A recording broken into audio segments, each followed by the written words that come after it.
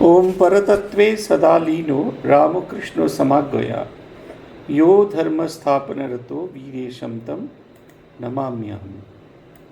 শ্রী শ্রী ঠাকুরের অশেষ কৃপায় আজ আমরা সমবেত হয়েছি স্বামী বিবেকানন্দের অন্যতম শিষ্য শ্রী শরৎচন্দ্র চক্রবর্তী বিরচিত স্বামী শিষ্য সংবাদ থেকে পাঠ এবং আলোচনার উদ্দেশ্য নিয়ে। আমরা যে অধ্যায় পড়ছিলাম সেটা 35 নম্বর বল্লির একেবারে শেষ প্রান্তে এসে উপস্থিত হয়েছি। সেখানে মেয়েদের কীরকম লেখাপড়ার ধারা হওয়া দরকার সেই বিষয় নিয়ে স্বামী বিবেকানন্দের শিষ্যের সঙ্গে কথা বলছেন। স্বামীজি রেসিডেন্সিয়াল স্কুলের কথা বলছেন এবং শিক্ষার যে ভাবটির কথা বলছেন সেটি বর্তমানে সারদা মঠ পরিচালিত যে বিদ্যালয়গুলি আছে, কলেজগুলি আছে, সেখানে যেভাবে পালন করা হয় তার সেই ভাবটি স্বামীজির এই কথার ভেতরে ফুটে উঠেছে। তিনি বলছেন, এখন ধর্মকে কেন্দ্র করে রেখে স্ত্রী শিক্ষা প্রচার করতে হবে। ধর্ম ভিন্ন অন্য শিক্ষা সেকেন্ডারি হবে। চরিত্র গঠন, ব্রহ্মচর্য ব্রত উদযাপন, এই জন্য শিক্ষার দরকার। বর্তমানকালে এ পর্যন্ত ভারতে যে স্ত্রী শিক্ষা প্রচার হয়েছে তাতে ধর্মটাকেই সেকেন্ডারি করে রাখা হয়েছে। তাইতেই তুই যেসব দোষের কথা বললি সেগুলি হয়েছে, কিন্তু তাতে স্ত্রীলোকের কি দোষ বল? সংস্কারকরা নিজে ব্রহ্মজ্ঞ না হয়ে স্ত্রী শিক্ষা দিতে অগ্রসর হওয়াতেই তাদের অমন বেয়াচালে পা পড়ছে। সকল সৎকার্যের প্রবর্তকেরই অভীপ্সিত কার্যানুষ্ঠানের পূর্বে কঠোর তপস্যা সহায় আত্মজ্ঞ হওয়া চাই, নতুবা তার কাজে গলদ বেরোবে, বুঝলি? স্বামীজি বলছেন, এখন যেভাবে সন্ন্যাসিনীরা চালান সেই আইডিয়াটা তখনকার দিনে দিচ্ছেন। বলছেন তারা নিজেরা সাধিকা, এবং এই কয়েকদিন আগে আমাদের এই একটি বিজ্ঞাপন হিসেবেই এসেছিল প্রব্রাজিকা বেদরূপ প্রাণা মাতাজি, যিনি আমাদের বিবেকানন্দ বিদ্যাভবন, রামকৃষ্ণ মিশন বিবেকানন্দ বিদ্যাভবন কলেজ আছে, তার প্রিন্সিপাল। তিনি ওদের ওই বিবেকানন্দ বিদ্যাভবন কলেজের একটি ভার্চুয়াল ট্যুর করিয়েছিলেন। সব জায়গায় ক্যামেরা পৌঁছয়নি, যেসব জায়গায় যাওয়া যায়, যেসব অ্যাক্টিভিটিস দেখানো যায় সেইগুলো দেখানো হচ্ছে, এবং বাকিগুলো সবই ফিগারে দেখানো হচ্ছে, ছবি দিয়ে বোঝানোর চেষ্টা হয়েছে। সেইখানে মাতাজি এক জায়গায় বলছিলেন যে আমাদের মূল কাজ হচ্ছে, মেয়েরা লেখাপড়া করবেই, লেখাপড়া তাদের করতেই হবে, তারা বিভিন্ন বড় বড় পরীক্ষায় যাবে, করবে, সমস্ত কিছু করবে, কিন্তু যেগুলি জানার দরকার সেসব হচ্ছে মনের অনুশাসন। মনকে কি করে বাঁধতে হয়, মনকে, চঞ্চল মনকে কিভাবে কাজে লাগাতে হয়, সেইটি আমরা শিক্ষা করে থাকি।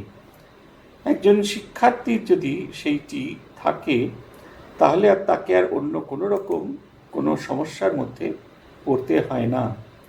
এই কথাটা আমাদের খুব পরিষ্কার করে জানতে হবে।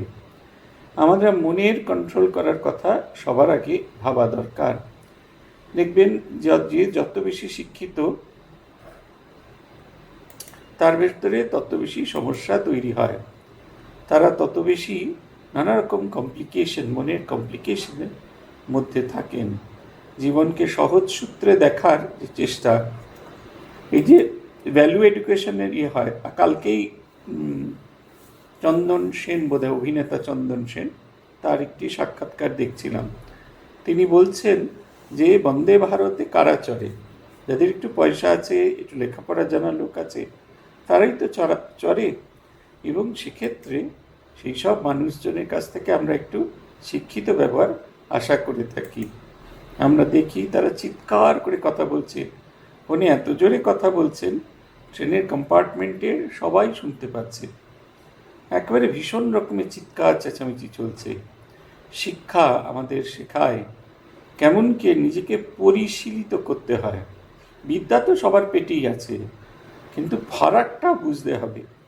আমাদের প্রাক্তন মুখ্যমন্ত্রী এবং আমাদের অমর্ত্য সেনকে যদি একটা সোফায় বসিয়ে দেওয়া হয়, তাহলে আমরা বুঝতে পারবো শিক্ষা এবং অশিক্ষা নয় কুশিক্ষার কি প্রভাব, এটা আমরা একেবারে বুঝতে পারবো। এই নিয়ে কোনো আলাদা করে কোনো পরীক্ষা নিরীক্ষাই করতে হবে না। স্বামীজি বলছেন, আমাদের প্রাক্তন মুখ্যমন্ত্রীর কি শিক্ষাগত যোগ্যতা কম আছে?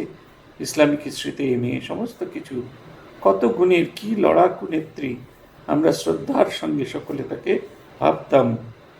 কিন্তু এইটা প্রয়োজন আছে, নিজেকে কন্ট্রোল করতে পারা, কতটা করতে পারবি, এবং এটি দেয় ধর্মশিক্ষা। ধর্ম কথাটার ভেতরেই শিক্ষার মূল ভাবনাটি বলা আছে। যা ধরে থাকে, যা আমাদের আঁকড়ে ধরে, যা আমাদেরকে ধরে রাখতে সাহায্য করে, তাই ধর্ম।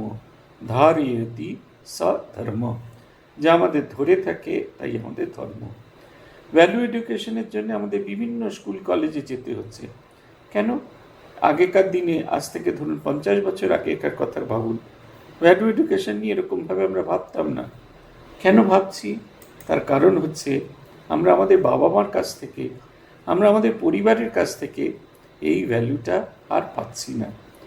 আমার এখনও মনে আছে, কোনো একটা জিনিস বাড়িতে এলে, সেই জিনিসটা একটা বড় ক্যাডবেরি এলো, তাতে অনেকগুলি গোল গোল গোল, যখন আমার হাতে এনে দেওয়া হলো, তখন নিজেও ভাবছি বেশ অনেকগুলো টুকরো টুকরো পাবো।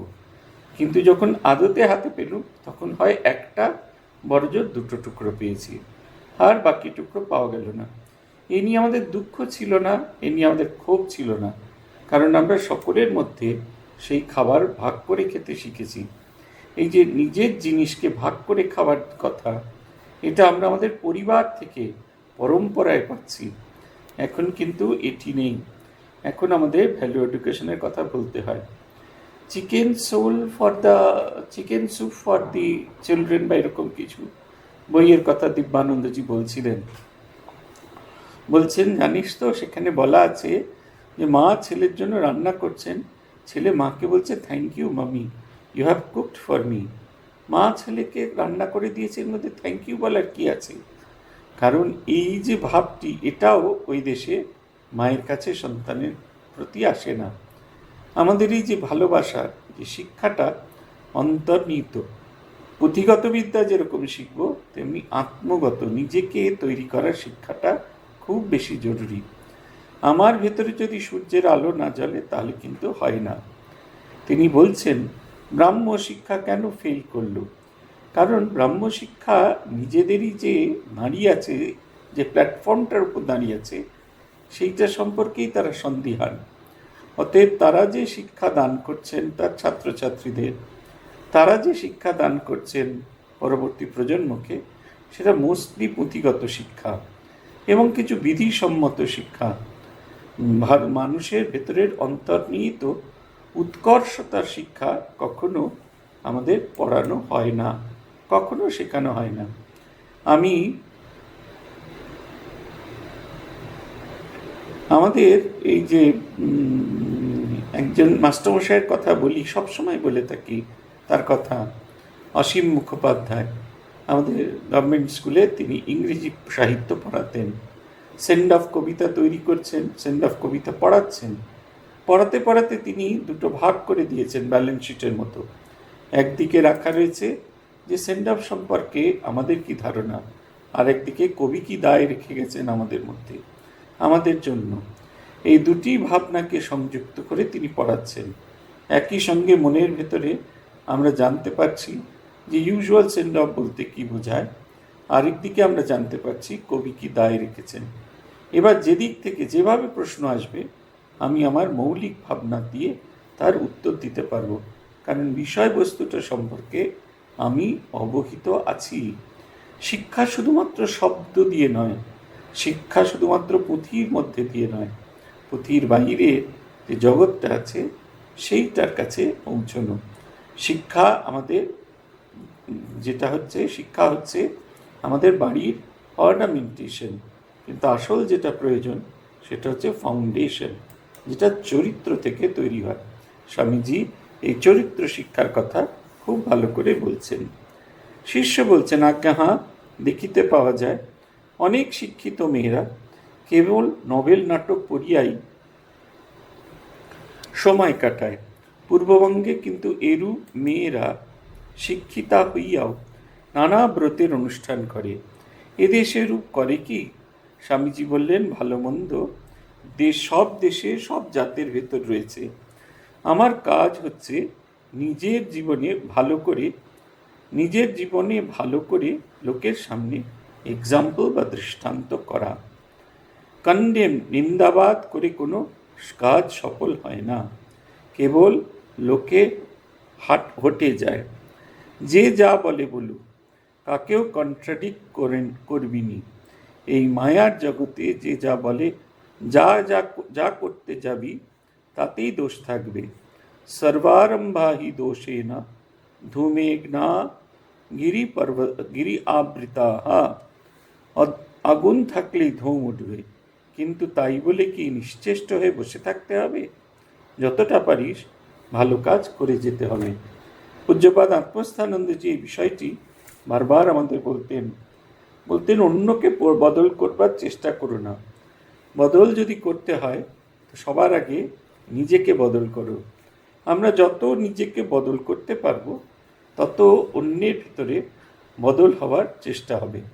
গম্ভীরানন্দজি মহারাজের স্মৃতিচারণ করছেন স্বামী চেতনানন্দজি। সেখানে আছে যে মহারাজ রোজ 12টা বাজলেই খাবার ঘরে এসে বসেন, আর বাকিরা কেউ আসছে 12টা 5, কেউ আসছে 12টা 10, কেউ আসছে 12টা 20, কেউ 12:30 অবধি। সব খাবার দাবার দেওয়া শেষ হয়ে যাচ্ছে, ঢাকনা দিয়ে রাখতে হচ্ছে। ভান্ডারী একদিন গম্ভীরানন্দজি মহারাজকে বললেন, আপনি যদি একটু বলেন সবাইকে যে সবাই যেন ঠিক মতো খাবার সময় আসেন। মহারাজ বললেন, আমি কেন বলবো? আমি তো ঠিক সময় খেতে আসি। আমাকে দেখেও যদি ওরা উৎসাহিত না হয়, আমি বললে কিছু হবে না। আত্মস্থানন্দজি মহারাজের কাছে শুনেছি যে পরবর্তীকালে এখনও আছে সেই জিনিসটা। জেনারেল সেক্রেটারি মহারাজের ঘরে একটা ঘড়ি আছে, তার দুটো দিক আছে। একই ঘড়ি, তার দুটো দিক। একটি জেনারেল সেক্রেটারি মহারাজের দিকে থাকে, আর আরেকটা অন্য দিকে থাকে। আগে একখানি সিঙ্গল ঘড়ি ছিল। গম্ভীরানন্দজি মহারাজ 8:30টার সময় ক্যাবিনেট করতেন। ক্যাবিনেট মিটিং হতো 8:30টায়। গম্ভীরানন্দজি মহারাজের কেউ যদি দেরি করে আসতেন, তিনি তাকে একবারও জিজ্ঞাসা করতেন না কেন দেরি করে এসেছো, শুধু ঘড়িটা ঘুরিয়ে দিতেন। তিনি আর পরের দিন থেকে বদল করতেন না। অতএব অন্যকে সমালোচনা না করে প্রত্যেকের মধ্যে যা কিছু ভালো আছে তাই নিয়ে নিজেকে বিকশিত হবার কথা বলছেন অগ্নি প্রজ্বলিত হলে অন্ধকার বিদূরিত হয়। নম্বর 1, অগ্নি যদি প্রজ্বলিত হয় তাহলে শীতলতা চলে গিয়ে উষ্ণতা আসে। অগ্নি যদি প্রজ্বলিত হয় তাহলে পরিবেশের সঙ্গে আমিও আলোকিত হই। কিন্তু অগ্নি যখন প্রজ্বলিত হয় তখন ধোঁয়াও ওঠে। যদি ধোঁয়াটাকেই আমরা ইম্পর্টেন্ট করে ফেলি, তাহলে অগ্নির যে ভালো ভালো গুণগুলো আছে, তার যে আলো দেওয়ার ক্ষমতা আছে, উষ্ণতা দেওয়ার ক্ষমতা আছে, নিজের ভেতরের মানুষটিকে জাগ্রত করার ক্ষমতা আছে, এ কথা কেউ মনেও করতে পারবে না।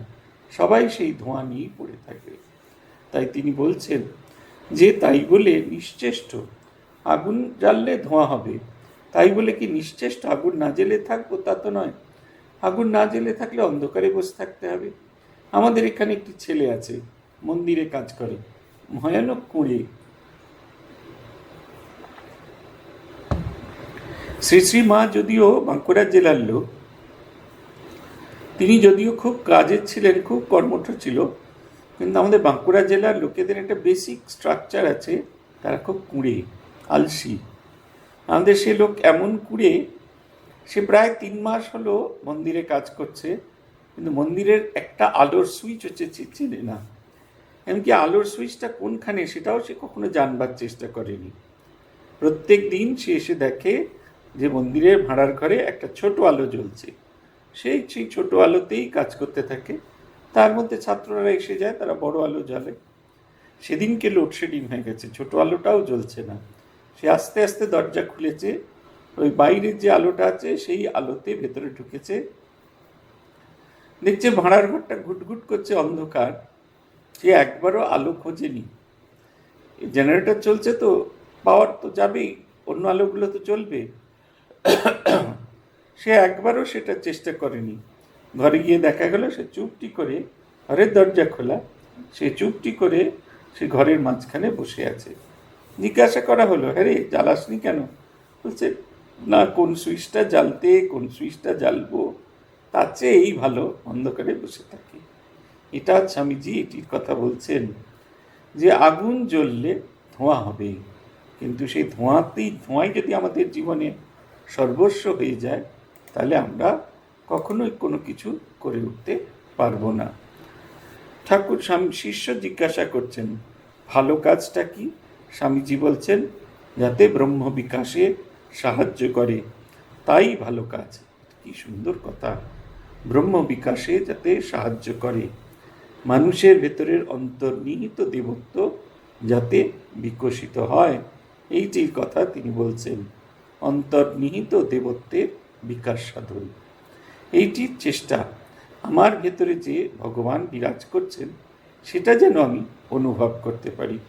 আপনাদের বলেছি এই ঘটনা, আমাদের মনসা দ্বীপে যখন যুব সম্মেলন হচ্ছে, আমাদের প্রশ্ন ছিল, তোমরা কি কোনোভাবে মানুষের সেবা করো?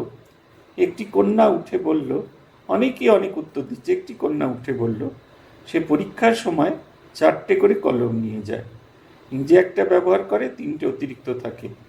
যদি কারুর কলম আটকে যায় তাহলে তাকে সে একটি কলম দিয়ে সাহায্য করবে, এইটি তার কাজ এবং এইটি সে করতে চায়। দেখুন, সে জানে, সে বুঝতে পারছে না সে মানুষকে সেবা করছে, অথচ সে বুঝতে পারছে না এটা সেবা।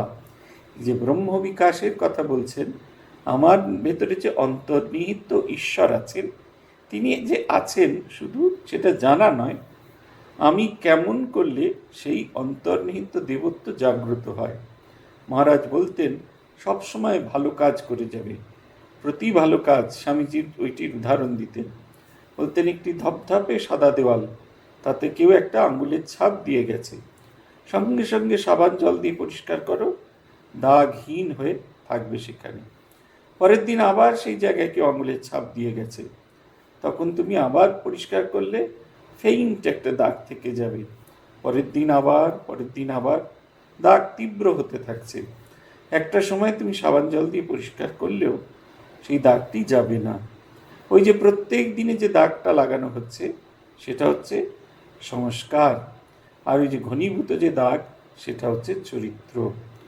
ব্রহ্মবিদ্যা জাগরণ হচ্ছে আমার ভেতরের যে দেবত্ব তাকে জাগ্রত করা, শুধু জাগ্রত করা নয়, সেটা আমার চরিত্রের অঙ্গ করা। মহারাজ বলতেন সবসময় আমাদের ভূতেশানন্দজি, ভালো কথা বলো, ভালো কাজ করো। যত ভালো কথার চর্চা থাকবে তত খারাপ কথার পরিমাণ কমবে, যত ভালো কাজ করতে যাব খারাপ কাজ তত কমে যাবে। আমি খুব ইরিটেটেড অবস্থায় যে সকালবেলা ঘুম থেকে উঠেছিলাম, কিন্তু আমরা খানিক বাদে সকালবেলা বেরিয়ে পড়লাম।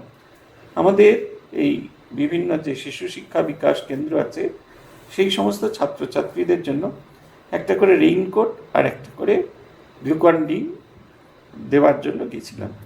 আজকে আমরা 5টা গ্রামে গেলাম, অনেকখানি দূরে 5টা গ্রামে গেছি।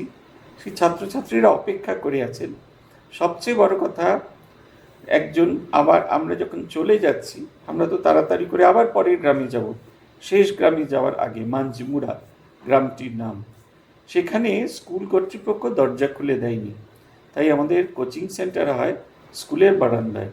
কোনো পাখা নেই, কিচ্ছু নেই, গরমে ফুল অ্যাটেন্ডেন্স। আমরা যখন চলে যাচ্ছি ওরা সমস্যারে বলছে, আবার আসবেন মহারাজ। নিজের ভেতরে একটা অদ্ভুত ভালো লাগা কাজ করছে। এই হচ্ছে ব্রহ্ম বিকাশ, আমার ভেতরে অন্তর্নিহিত দেবত্ব, শুভ কর্মের দ্বারা সেটির বিকাশ। এবং তার জন্য শিক্ষার ভীষণ প্রয়োজন, তার জন্য প্রয়োজন আত্মনিয়ন্ত্রণ, আত্মবিকাশ। বলছেন, সবই কাজ প্রত্যক্ষ না হোক পরোক্ষভাবে আত্মতত্ত্ব বিকাশের সহকারীভাবে করা যায়। আমাদের প্রত্যেক কর্মের ভিতরে খারাপ কিছু থাকবেই, আবার ভালো কিছুও থাকবে। আমরা যদি ভালোটায় কনসেন্ট্রেট করতে পারি তাহলে দেখতে পাবো যে একটা সময় কারুর ভেতরে, কারুর কোনো কাজের ভেতরে খারাপ কিছু দেখতে পাবো না। তবে ঋষি প্রচলিত পথে চললে এই আত্মজ্ঞান শিগগিরই ফুটে বেরোয়। আর যাকে শাস্ত্রকারগণ অন্যায় বলে নির্দেশ করেছে সেগুলি করলে আত্মার বন্ধন ঘটে। কখনো কখনো জন্ম জন্মান্তরেও সেই মোহবন্ধন ঘটে না, কিন্তু সর্বদেশে সর্বকালে জীবের মুক্তি অবশ্যম্ভাবী। কারণ আত্মাই জীবের প্রকৃত স্বরূপ। নিজের স্বরূপ নিজে কি ছাড়তে পারে? তোর ছায়ার সঙ্গে তুই 1000 বৎসর লড়াই করলেও ছায়াকে কি তাড়িয়ে দিতে পারবি? সে তোর সঙ্গে থাকবেই। আত্মস্বরূপ, তাকে জাগ্রত করা, তাকে আরও অগ্নিময় করা। কর্মবন্ধন, যে সমস্ত জিনিসে আমাদের কর্মবন্ধন হয়, সেই বন্ধনগুলো থেকে নিজেকে মুক্ত করতে হবে। কর্ম থেকে যদি আমরা নিজেদের মুক্ত করতে না পারি তাহলে আমাদের ভীষণ রকমের কষ্ট। কর্মবন্ধন থেকে আমাদের সব সময় মুক্ত করতে হবে। যা কিছু আমাকে বন্ধনে পড়ছে, আবার এইটি যেন আমার একমাত্র না হয় যে এই কাজে আমার বন্ধন পড়লো, ওই কাজে আমার বন্ধন পড়লো। আমার মনে আছে আমাদের একজন সাধু আছেন সঙ্ঘে, তিনি সব সময় তার মনে হচ্ছে এই যদি কাজটা দীর্ঘদিন ধরে করি তাহলেই তার ভিতরে মায়া পড়ে যাবে। তিনি মাঝে মাঝেই তার সেন্টার থেকে পালিয়ে যান এবং তারপরে ঘুরে ঘুরে কিছুদিন তপস্যা করেন, তারপরে আবার ফেরত আসেন। বেলুড় মঠ থেকে আবার একটা নতুন জায়গায় তাকে পোস্টিং দেওয়া হয়। পুরনো সেন্টারে তার কিছু জামা কাপড় থাকে, আবার নতুন সেন্টারে গেলে আবার নতুন করে জিরো থেকে শুরু করেন। আমি তাকে একবার বলেছিলাম, আপনি কেন ভাবছেন অমুকের কর্মবন্ধন হচ্ছে কিনা, তমুকের কর্মবন্ধন হচ্ছে কিনা? ওসব দেখবেন না, ওসব দেখলে আরও খারাপ আমার ভেতরে কর্মবন্ধন আসবেন। আত্মস্থানন্দজি বিজ্ঞানানন্দ মহারাজকে জিজ্ঞেস করেছিলেন, কি করে নিজেকে বিকশিত করব? কত রকমের খারাপ কাজ করে এসেছি, এখন কি করে সেগুলো থেকে পরিত্রাণ পাবো? মহারাজ বলেছিলেন, যদি অন্তরে এই বোধ হয় যা করেছি সেগুলো অন্যায়, তাহলে ভগবানের কাছে গিয়ে প্রার্থনা করবে, যা করে ফেলেছি তার কোনোদিন করব না। এই যখন আমরা এই ভাবটি আমাদের ভেতরে জাগবে, তখন আর আমরা কখনোই কোনো খারাপ কাজ করতে পারবো না। কর্মবন্ধনে না গিয়ে যাবার এটি হচ্ছে সর্বত উপায়। আর আরেকটি প্রার্থনা আমার খুব ভালো লাগে, সেটি হচ্ছে পূজ্যপাদ প্রব্রাজিকা শ্রদ্ধা প্রাণা মাতাজির একটি প্রার্থনা। এক ব্রহ্মচারিণী তাকে লিখছেন যে, মাতাজি, আমি তো জপ ধ্যান করতে চাই, নিজের বিকাশ করতে চাই, কিন্তু জপ ধ্যান করতে গেলেই আমার কীরকম ঘুম পায়, আচ্ছন্ন ভাব আসে। মাতাজি উত্তরে তাকে লিখছেন, আমারও আসতো জানো তো, কিন্তু আমি গিয়ে তেড়ে ফুঁড়ে গিয়ে ঠাকুরকে গিয়ে প্রার্থনা করতাম যে তোমাকেই তো ডাকবো বলে বসেছি, তুমি যদি আমায় ঘুম পাড়িয়ে দাও আমি কেমন করে তোমাকে ডাকবো?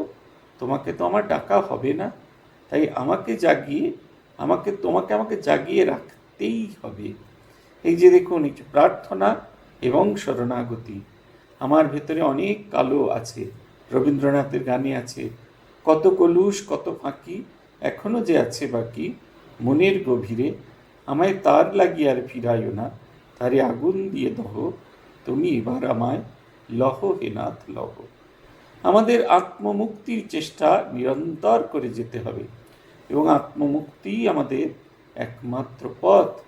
এই আত্মমুক্তি যদি আমরা চেষ্টা না করি তাহলে কোনোভাবেই আমরা কোনোভাবেই নিজেকে বিকশিত করতে পারবো না।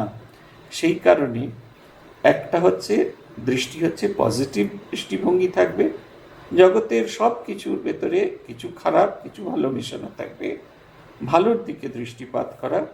2 হচ্ছে নিজের অন্তর্নিহিত যে দেবত্ব ভাব সেটাকে জাগ্রত করা। কারণ এটা বুঝতে হবে, মুক্তি একমাত্র আমার পথ, আমি মুক্তি ছাড়া অন্য আর কোনো কিছুই আমার জীবনে হতে পারে না। কিন্তু আমি যদি কর্মবন্ধনে আবদ্ধ হতে পারি, সেই মুক্তি পেতে আমার জন্মান্তর সময় লেগে যাবে। শিষ্য বলছেন, কিন্তু মহাশয়, আচার্য শঙ্করের মতে কর্মজ্ঞানের পরিপন্থী জ্ঞান ও কর্ম সমুচ্চয় তিনি বহুধা খণ্ডন করেছেন। অতএব কর্ম কেমন করিয়া জ্ঞানের প্রকাশক হইবে। স্বামীজি বলছেন, আচার্য শঙ্কর ঐরূপ বলে আবার জ্ঞান বিকাশ কল্পে কর্মকে আপেক্ষিক সহায়কারী এবং সত্যশুদ্ধির উপায় বলে নির্দেশ করেছেন। আর শুদ্ধ জ্ঞানে কর্মের অনুপ্রবেশ নেই। ভাষ্যকারের এই সিদ্ধান্তে আমি প্রতিবাদ করছি না। ক্রিয়াকর্তা বা কর্মবোধ যতকাল মানুষের থাকবে ততকাল সাধ্য কি সে কাজ না করে বসে থাকে? অতএব কর্মই জীবনের স্বভাব হয়ে দাঁড়াচ্ছে। যখন যেসব কর্ম এই আত্মজ্ঞান ও বিকাশ কল্পে সহায়ক হয় সেগুলি কেন করে নে না? কর্মমাত্রই ভ্রমাত্মক, এই কথা পরমার্থিক রূপে যথার্থ হলেও ব্যবহারে কর্মে বিশেষ উপযোগিতা আছে। তুই যখন আত্মতত্ত্ব প্রত্যক্ষ করবি তখন কর্ম করা বা না করা তা তোর ইচ্ছাধীন হয়ে দাঁড়াবে। সেই অবস্থায় তুই যা করবি তাই সৎকর্ম হবে, তাতে জীবের জগতের কল্যাণ হবে। ব্রহ্ম বিকাশ হলে তো শ্বাস প্রশ্বাসের তরঙ্গ পর্যন্ত জীবের সহায়কারী হবে। তখন আর প্ল্যান কর্ম মতলব এটে কর্ম করতে হবে না, বুঝলি? এইটি হচ্ছে খুব একটি কনফিউজিং। আমাদের যে আত্মানমোক্ষার্থম জগৎ হিতায় চ, এ নিয়ে অনেকেই তর্ক করেন। এইখানে জ্ঞান এবং কর্ম সমুচ্চয় এইটির কথা বলা হয়েছে। আমি যাবতীয় জগতের যাবতীয় লোককল্যাণ করছি, সেই লোককল্যাণ আমার মুক্তির চাবিকাঠি। আর আমি সাধন ভজন করছি, এই সাধন ভজনের ফলে যে আত্মিক শক্তি অর্জন করছি তা দ্বারা লোককল্যাণ সম্ভব। এই চ আত্মান মোক্ষার্থম জগৎ হিতায় ছ, সমুচ্চয় অর্থাৎ দুটো একযোগে হবে। শঙ্করাচার্য এই মতকে এক জায়গায় খণ্ডন করেছেন, আবার আরেক জায়গায় স্বামীজি বলছেন সেই মতকে সমর্থন করেছেন। কেন না, কর্মই আমাদের মুক্তির বন্ধনের হেতু, মুক্তির এই বন্ধন মুক্তির হেতু, এটি হচ্ছে কথা। আমরা যত ভালো কর্ম করতে থাকবো তত আমাদের ভেতরে মানুষটির পরিবর্তন হবে। একটি লোক, তিনি রোজ কিছু কিছু মানুষকে দুপুরবেলা খেতে দিতেন। ভালো দুধের ক্ষীর তৈরি করে পথচারীদের জন্য অপেক্ষা করতেন। তাদের পথচারীরা ক্লান্ত হলে তাদের বসাতেন, মুখ হাত পা ধোয়াতেন, ক্ষীর দিতেন খেতে, আবার জল দিতেন। মুখ হাত পা ধুয়ে তারা খানিকক্ষণ বিশ্রাম করে আবার পথে হাঁটতে বেরোতো। তার নাতির মনে হতে থাকলো, এই লোক তো অদ্ভুত, না নিজে খায় না আমাকেও খেতে দেয়। এই কর্ম করে লাভ কি? দাদু তাকে বললেন, ওই যে কয়লার ঝুড়ি আছে, ওই কয়লার ঝুড়ি করে তুই এক ঝুড়ি জল নিয়ে আয়। সে কয়লার ঝুড়ি করে এক ঝুড়ি জল যেই তুলতে যায় সব জল পড়ে যায়, আবার দ্বিতীয়বার তুলতে যায় আবার পড়ে যায়, তৃতীয়বার আবার তুলতে যায় আবার সেটা পড়ে যায়। তখন সে ক্রুদ্ধ হয়ে বলল, কয়লার ঝুড়িতে কি কখনো জল ভরা যায়? দাদু বললেন, ঠিক, কয়লার ঝুড়িতে জল ভরা যায় না, কিন্তু ওই যে কয়লার ঝুড়িটার দিকে তাকিয়ে দেখ, যখন নিয়ে গেছিলে কালো ভূতের মতো ছিল। এই 3 বার জল তুললি আর 3 বার জল পড়ল, প্রতিবারে ওর ভেতরের মলিনতা চলে যায়। শঙ্করাচার্য এইটির কথা বলছেন, কর্মর ফলে আমার ভেতরের অন্তর্নিহিত যে মলিনতা সেটি সম্পূর্ণভাবে চলে যায়। আমরা বন বাবার কথা শুনেছি, আপনারা কেউ কেউ হয়তো দেখেছেন তাকে, বনবিহারী মহারাজ। বেশি লেখাপড়া শেখেননি। মহাপুরুষ মহারাজ কাশী সেবাশ্রমে পাঠিয়েছিলেন এই যে রুগীরা যারা আহত হবে, এমার্জেন্সি ওয়ার্ডে ঘাটা পরিষ্কার করার জন্য তাকে পাঠানো হয়েছিল। তিনি এমন একটা পর্যায়ে পৌঁছে গেছিলেন মানুষের সেবা করতে করতে, দুর্গন্ধ তার নাকে লাগতো না। একবারে ঘায়ে ভর্তি পেশেন্টকে দেখে, যাকে দেখে সবাই ঘৃণা করছেন, তাকে দেখে তার সামান্যতম ঘৃণা বোধ হতো না। তার মনে হতো স্বয়ং মা অন্নপূর্ণা তাঁর এই সন্তানের মতো তার কাছে এসেছেন তার সেবা নিতে। এইটির কথা তিনি বারবার তার জীবন দিয়ে বোঝা যেত। তিনি যেভাবে আচরণ করতেন তাই দিয়ে বোঝা যেত। এই যে দেখুন, কর্মের বন্ধন, কর্মকেই কর্মবন্ধন। কিন্তু যদি আমার মুক্তির চাবিকাঠি মনে করি, মানুষের সেবা করার কথা মনে করে থাকি, তাহলে দেখবেন এটি আমাদের বন্ধন মুক্তির একমাত্র চাবিকাঠি হবে। এবং এতে আমার ব্রহ্ম আত্মবিকাশ হবে। শিষ্য বলছেন, আহা, ইহা বেদান্তের কর্ম জ্ঞানের সমন্বয়কারী অতি সুন্দর মীমাংসা। অনন্তর নিচে প্রসাদ পাইবার ঘণ্টা বাজিয়া উঠিল এবং স্বামীজি শিষ্যকে প্রসাদ পাইবার জন্য যাইতে বলিলেন। শিষ্য যাইবার পূর্বে স্বামীজির পাদপ্রান্তে প্রণত হইয়া করজোরে বলিল, মহাশয়, আপনার স্নেহাশীর্বাদে আমি যেন এই জন্মেই ব্রহ্মজ্ঞান অপরোক্ষ হয়। শিষ্যের মাথায় হাত দিয়ে স্বামীজি বললেন, ভয় কি বাবা, তোরা কি আর জগতের লোক? না গেরস্থ না সন্ন্যাসী, এই এক নতুন ঢং। শাস্ত্র সত্যি এই দুটির ভেতরে কোনো মাঝখানের যে পথ তাকে স্বীকৃতি দেয় না। হয় আপনাকে গৃহস্থ হতে হবে, আর না হলে আপনাকে সন্ন্যাসী হতে হবে। এই গৃহস্থ এবং সন্ন্যাসী মাঝের যে পথ, এটিকে স্বামীজি স্বীকৃতি দিয়েছেন। তাই বলছেন এটি একটি নতুন ঢং। সংসার করেছেন তারা, অথচ সংসারের মধ্যে নেই।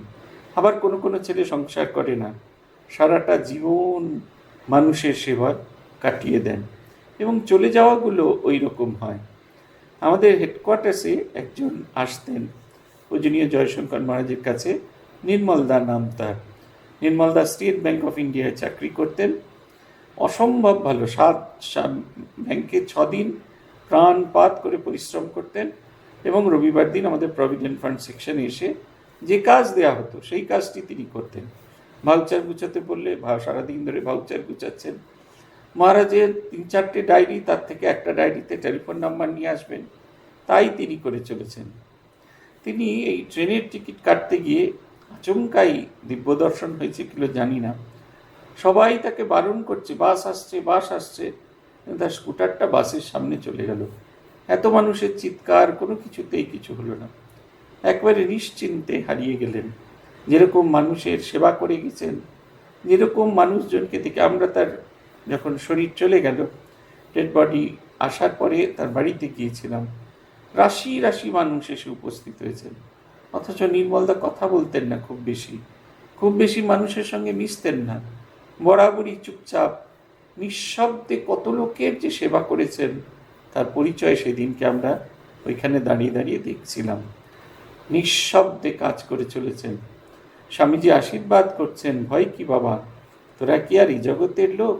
না গেরস্থ না সন্ন্যাসী। স্বামীজির শিষ্য শরৎচন্দ্র চক্রবর্তীকে যারা দেখেছে, আমাদের মেদিনীপুর মঠ যে তৈরি হয়েছে, যে জায়গাটায় তৈরি হয়েছে, মন্দিরটি যেখানে আছে, মন্দিরটি এখন যেখানে আছে তার ঠিক সামনে একটা ঘেরা বাগান আছে। ওই বাগানটা আদতে ওই রাজার কাছারি বাড়ি ছিল। ওই কাছারি বাড়ির দোতলায় মেদিনীপুর মঠ স্থাপন হয়েছে। উনি তখন ওই অঞ্চলে পোস্টমাস্টার ছিলেন। সারাদিন স্বামীজির কথা বলতেন, কেউ গেলেই স্বামীজির কথা বলতেন। লোকে তাকে পাগল বলতেন, ও পাগল খুঁড়ো, ও পাগল খুঁড়ো, স্বামীজির কথা বলো। এই বললে তিনি বলতেন, হ্যাঁ নিশ্চয়ই বলবো, আয় তাহলে একটু স্বামীজির কথা চর্চা করা যায়। এই রকম চর্চা করতে করতে কত মানুষ, কতজনকে তিনি সাধু করেছেন। তিনি একটা অন্য জগতে বিচরণ করতেন, যে জগতের সাথে আমাদের কোনো সম্পর্ক ছিল না। স্বামী বিবেকানন্দের আশীর্বাদ পেয়েছেন। তিনি গৃহস্থ, অথচ ঘরের বাইরে। অত পণ্ডিত মানুষ, কিন্তু তিনি শুধু স্বামী বিবেকানন্দের কথা সারা দিন প্রচার করে চলেতেন। যারা তার পোস্ট অফিসে কাজে আসতো, তারাও তার কাছে শুনত। আসা যাওয়ার পথে চেনা অচেনা মানুষ সকলের ভেতরে স্বামীজির ভাব সঞ্চার করার চেষ্টা করতেন। কেউ নিয়েছে, কেউ পাগল বলেছে, কিন্তু তাতে তার কিচ্ছু এসে যায়নি। নিরন্তর চেষ্টা করে গেছেন স্বামীজির ভাবকে জনমানুষের ভেতরে প্রকাশ এবং প্রচার করার জন্য। স্বামীজি আমাদের আশীর্বাদ করছেন, বলছেন, ভয় কি বাবা, তোরা কি আর এই জগতের লোক? এটা একটা কথা। শ্রীরামকৃষ্ণের যারা অনুরাগী, শ্রীরামকৃষ্ণকে যারা ভালোবাসে, তারা এই জগতের নয়, তারা অন্য জগৎ থেকে এসেছে। সেই জগতের সঙ্গে আমাদের কোনো সম্পর্ক নেই। ঠাকুর বলছেন না, যে দেশে রজনী নাইমা সে দেশের এক লোক পেয়েছি। রজনী নাইমা মানে আলোক, আলোকিত যে জগৎ, যে জগতে মানুষ অন্তর ভেতরে বাইরে আলোকিত। যে দেশে রজনী নাইমা সে দেশের এক লোক পেয়েছি। আমি কিবা দিবা কিবা সন্ধ্যা, সন্ধ্যারে বন্ধা করেছি। এবার আমি ভালো ভেবেছি, ভালো ভাবির কাছে ভাব শিখেছি। স্বামীজি আশীর্বাদ করছেন সবাইকে যে স্বামীজির ভাব এবং মানুষের ভেতরে মানুষের কল্যাণকারী ভাবের প্রচারকে যারা থাকবে তারা জগতে অন্য স্থান পাবেন। তারা মানুষের কল্যাণে এই জীবনে তারা মোক্ষপ্রাপ্তি হবে। এই মোক্ষপ্রাপ্তিটা একটা ছোট জিনিস, একটা সামান্য জিনিস। এর পারে যদি কিছু থাকে সেই দেশে তারা রওনা দেবেন। সাধারণ মানুষের যে আহার নিদ্রা মৈথুন এই 3টি কল্পের মধ্যে আমরা ঘুরে বেড়াই, এর পারে তারা যাবে।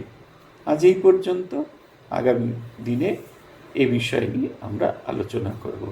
ওম প্রণতানাং প্রসীদত্বম দেবী বিশ্বার্তিহারিণী त्रैलोक्यवासिनामिड्डे लोकानां वरदा भव। ओम शांति ओम शांति ओम शांति। हरि ओम तत्सत्। श्री रामकृष्णार्पणमस्तु।